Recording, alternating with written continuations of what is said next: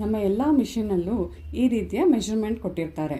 ಅಂದರೆ 1/4 inch, 1/2 inch, 3/4 inch, 1 inch till 1 ಇಂಚ್ವರೆಗೂ ಈ ರೀತಿಯ ಮೆಷರ್ಮೆಂಟ್ ಕೊಟ್ಟಿರ್ತಾರೆ. ಈ ಮೆಷರ್ಮೆಂಟ್ ಯಾಕೆ ಕೊಟ್ಟಿರ್ತಾರೆ ಅಂದರೆ ನಾವು ಮೆಷರ್ಮೆಂಟ್ ತೊಗೊಂಡು ಸ್ಟಿಚ್ ಮಾಡುವಾಗ ಸೀಮ್ ಅಲೋಯನ್ಸ್ ಅಂದರೆ ಮಾರ್ಜಿನ್ ಕೊಟ್ಟು ಹೊಲಿತಾ ಇರೋದು ಕರೆಕ್ಟ್ ಆಗಿದೆಯಾ ಅಂತ ಚೆಕ್ ಮಾಡೋದಕ್ಕೆ. ಅಂದರೆ ಇಲ್ಲಿಂದ 1/4 ಇಂಚ್, ಇದು 1/2 ಇಂಚ್, ಈ ಮಾರ್ಜಿನು 3/4 ಇದೆಯಾ ಅಂತ ಚೆಕ್ ಮಾಡ್ಕೊಂಡು ಹೊಲಿಯೋದು. 1 ಇಂಚ್ಗೆ ಈ ರೀತಿ ಇಟ್ಕೊಂಡು ಸ್ಟಿಚ್ ಮಾಡ್ತೀವಿ. ಇದು ಎಲ್ರಿಗೂ ಗೊತ್ತಿರುವ ವಿಷಯ. ಆದರೆ ಯಾರು ಬಿಗಿನರ್ಸ್ ಮಿಷಿನ್ ತೊಗೊಂಡು ಸ್ಟಿಚ್ ಮಾಡ್ತಿದ್ದಾರೆ ಅವರಿಗೆಲ್ಲ ಗೊತ್ತಿರೋಕ್ಕೆ ಚಾನ್ಸ್ ಇಲ್ಲ. ಅವ್ರಿಗಾಗಿ ಈ ವಿಡಿಯೋ. ಆ್ಯಂಡ್ ಸೀಮ್ ಅಲಯನ್ಸ್ 1 ಇಂಚ್ಗೂ ಮೇಲೆ ಬಿಟ್ಟು ನಾವು ಸ್ಟಿಚ್ ಮಾಡಬೇಕು ಅನ್ನೋರಿಗೆ ಒಂದು ಹ್ಯಾಕ್ ಇದೆ.